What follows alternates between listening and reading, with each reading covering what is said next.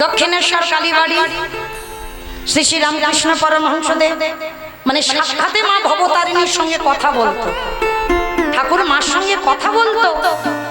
দক্ষিণেশ্বর গঙ্গার পাড়ে পায়খানায় বসেছি, একটা কচি শশা ভেসে যাচ্ছে। ঠাকুর পায়খানা করতে করতে ভাবলো ওই শশাটা যদি আমার মাকে দিতাম না, আমার মা মজা করে খেত।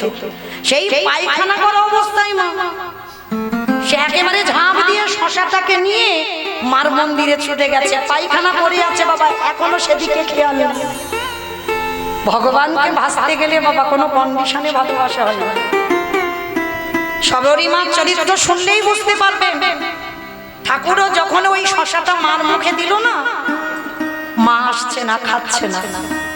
ঠাকুর বলছে, ও আমি খাইনি বলে তুই খাস না, তাহলে আমি খেয়ে দিই।